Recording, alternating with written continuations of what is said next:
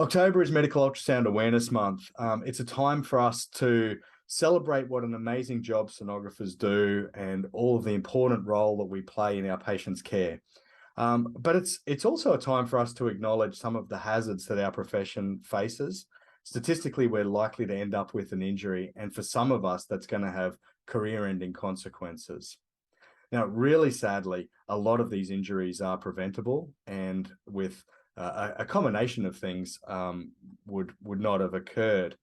Whilst pain is common in our profession, it should never be considered normal, and we shouldn't be scanning to the point that it's hurting us and causing injury, and we shouldn't be accepting that as a normal part of our day-to-day profession or what it means to be a sonographer. In the majority of instances, it is preventable. And one of the most effective ways is through exercise and stretching. And I'm really excited to have Kim Prince talking to us tonight on some of the ways that we can look after ourselves a little bit better, do some stretches or some exercises to reduce the chance of having an injury in the first place. Kim's an amazing person. I've known her for a long time. She's a sonographer, an educator, a lecturer, a supervisor of trainees, and a very long time advocate for improving conditions within our, or advocate for change within our profession, I should say. Kim's also made looking after herself an obsession, and she's a world champion bodybuilder, and she practices what she preaches about the value of exercise and what that can do for our longevity in our profession and for preventing injury. Kim, thank you for your time, and I'm really excited to learn a bit about how I can look after myself a bit better. Welcome. Thanks for having me, Tony. So I guess, yeah, as Tony said, there's different things that we can do as sonographers, and I guess some of us probably don't think of our profession as a physically demanding job. So it's both physically and mentally demanding, and you can be put in all sorts of different wacky positions, especially with inpatients. So it is important for us to look after our own bodies, and where we can, to adjust our ergonomics where possible, but also because we are working our bodies quite physically during the job, you're in a static position for a good amount of time. So your body can fatigue, your muscles can fatigue. So again, similar to a workout, we should actually be starting to do some stretches either before we do our start our day, or in the short little breaks during the day in between patients and things, just to keep ourselves mobile, because again, we're sitting, we're in a static position for most of the time and holding our position quite static for a long period of time. So we want to reduce that risk of injury, again, by keeping mobile, by keeping our muscles quite supple. And so I thought, well, I'll just do some little exercises to show you that you can do either before, during, or even after the day, just to keep those muscles moving, mobile, but also our joints. So in a static position, your joints can start to freeze up, especially as we get older. Some people may notice, they're feeling a bit more stiff. And yeah, sitting in that position, even at a desk, in your computer desk, so we go from our machine to the computer, so not getting much mobility around the office. I have delved a lot of it into this, gotten physios' opinions and things as well in the past. I've had physios come out to staff and check posture and things. I'm a big advocate for ensuring your machine is set up properly and your positioning is set up nicely for each patient, as much as you can. Again, granted, depending on the patient and where we are in the hospital, etc. So these exercises are just for general mobility, any injury prevention, but any individual rehab for certain post-injury injuries, then you should be definitely seeking your own physio advice. But these are just general sorts of things that anyone can do, provided you haven't injured that body part. I am also a personal trainer, so of course, specializing in some human movement and rehab stuff. So I know a little bit about these sorts of things, and as Tony said, I am in the gym an awful lot as well. So we'll see if I can show you some easy little things you can do in your office. Now, this is just a little, it's like literally a rubber band. ASA actually, I think, sell them. I've bought one. I'm sure I've bought one from ASA before on their website. This, you can just get these from Kmart. They're TheraBands. Doesn't matter what strength it is. It's literally just a rubber band. So anything that you can have easily in the office, you can carry it in your bag, have it on your person. So some quick, easy things that you can do is just have it a little bit taut, straight out in front of you, and then just pull it apart, just nice and gently. And what we're doing is we're starting to warm up the backs of our shoulders and our back, because again, our shoulders are going to be in that static position for quite a while. So you can do it to the front, and then you can do it above the head as well. See that? Okay, and you'll start to feel something in the shoulders. Again, we don't want to try, we're not trying to shrug the shoulders or anything. It's literally just pulling the band apart a little bit, nice and easy.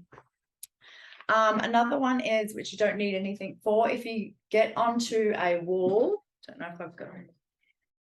You stand next to a wall, pretend I'm next to the wall, and all you're going to do is push your arm out against the wall, pushing against it, and then relax. And again, push against it, and then relax. And then you turn around and have the wall on the other side and do the same thing. Okay. You can also do that with the arm bent against the wall. So the wall is here and I'm pushing against the door frame or the wall. And again, that's just starting to get some strength build up and mobility and warming up those muscles, because that's the muscles we're going to be using when we're scanning. So let's warm up those muscles before we actually get into the into our scanning day. Also some stretches and things, stretching our forearms out. So that's just rubbing the hands, fingers down. Again, depends on your flexibility. We're not in competition here with flexibility. It's literally just to feel a stretch through the forearm, and then you can turn it over and do the other side. And of course, wrists. So another thing with our scanning, when we're holding the probe, we want to make sure we're keeping the wrist as straight as possible.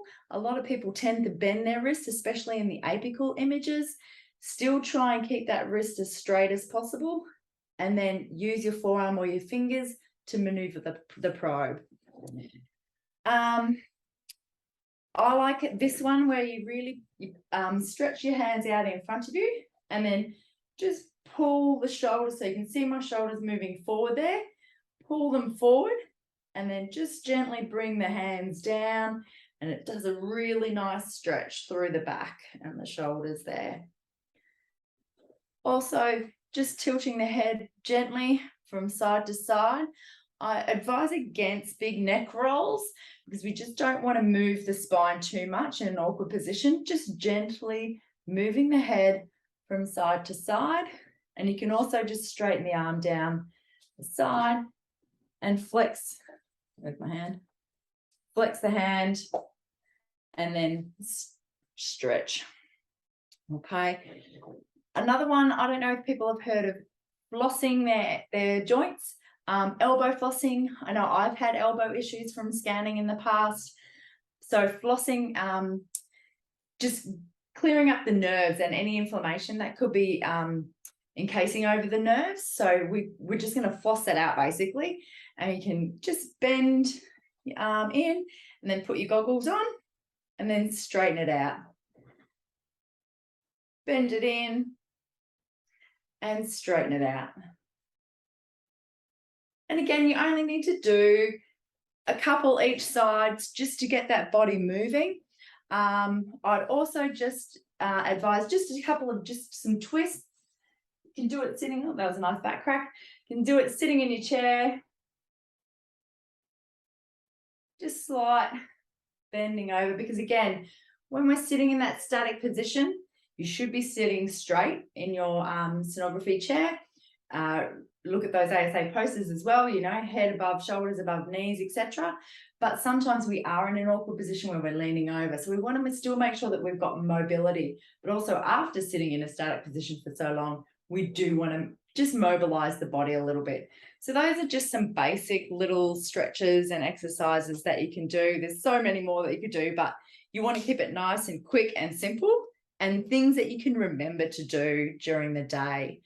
So yeah, you can, and look, feel free if you want any particular exercises, contact myself or Tony. Or if you want anything, want me to go through any of those again or in greater detail with you, please let us know, and we'd be happy to sort of expand on those, give a bit more advice on that or anything like that. So yeah, I hope that helps free your body up a little bit more in the day, and you don't feel as sore, and you get a little bit more mobility and feel a little bit more limber after your scanning day.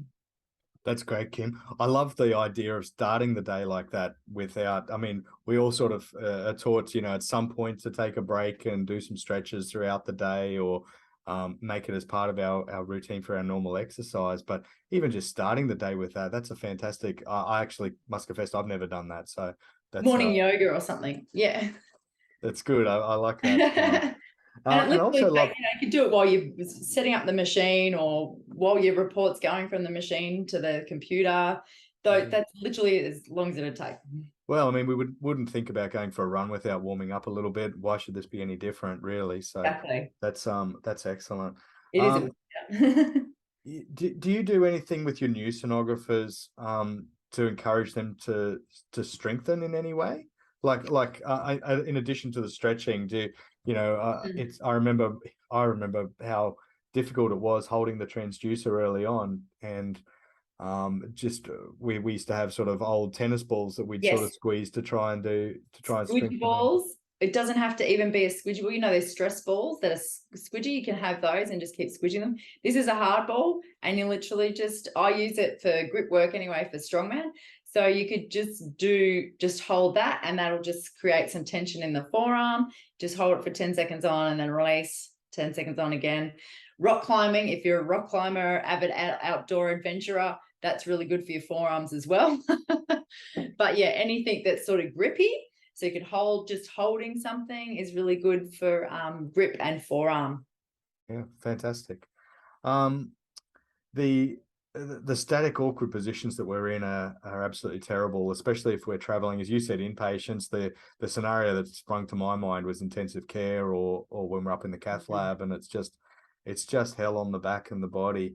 And I think just being aware of that and being aware of trying to keep those neutral positions with the spine that you spoke about is really important. So you referenced the ASA posters, and I'd encourage everybody to check out their links there. I'll put the links in the comments, but they're just such a useful resource, aren't they, to have on the wall and to They just are, have yeah. that poster handy.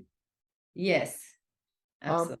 how did you get the physio to come in and check your posture? That's fantastic. Was that a physio that you knew, or did you organize this? No, I just organised it through one of my old work sites. Yeah, I just wanted a physio to come in, yeah, and check everyone's posture and see how they were going, and some tips on how we could improve. Did they have to have much of a knowledge of sonography, or was it just that, No, it's pretty standard, we don't want to yep, do things to the spine that should be silly? And yeah, yep, wow, that's standard, fantastic. stock standard, yeah. And so did they check over everyone in the lab, and you just sort of how much time did they sort of take, or was Oh, it just literally minutes. They just sort of spend a couple of minutes watching them. So I sort of got the sonographer to do a parasternal and an apical view, because there are two main things, and the apical is generally the one where you're leaning a little bit. So yeah, literally a couple of minutes just to see how they were sitting and look at how they'd set themselves up on the machine. And then, yeah, just gave us some tips, but basically everything I've just sort of said. yeah, But yeah, some people may need a little bit more attention, like if you're a bit more shorter in stature, and especially if you've got a bigger patient on the bed, that just needs a little bit more of an addressing. Or perfect. if you're injured too, yeah. Perfect. I think that's just so brilliant, and I'm sure a number of the supervisors listening to this will be, thinking of how much savings they can make in not having people off sick. And Yeah, it's a what's it, an ounce of prevention's worth a ton of cure. So absolutely. And our longevity of our career. I mean, absolutely, some of us have been around a long time, and it's because we've taken care of ourselves, for sure. Yeah. yeah. Kim, thank you so much for you sharing these tips with us, showing us through the stretches. I've learned a bit. I'm going to go out and buy a TheraBand tomorrow and Excellent. have that as part of my daily kit, which it's not. So thank And you you. can do so much more with those TheraBands too. You do a whole workout at home if you needed to. Fantastic. Fantastic. All right, Kim, thank you so much for your time. Thank you, Tony.